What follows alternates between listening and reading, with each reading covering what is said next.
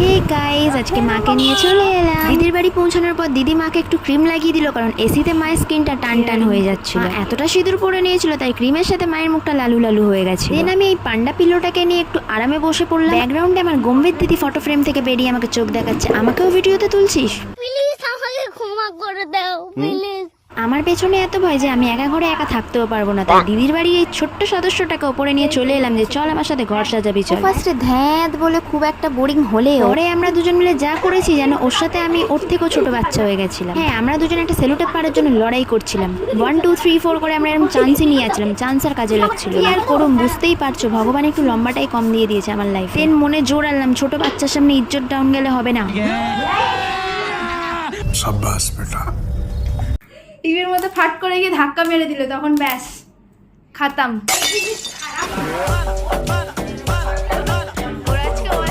মুডে আছে পুরো, এমনি সময় থাকে না।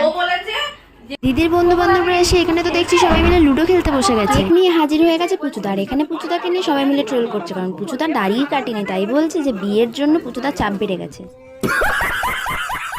সবাই মিলে একটু স্পেশাল গানটা গেয়ে নিলাম, যেটা না গাইলে বার্থডেটা ইনকমপ্লিট থেকে যায়।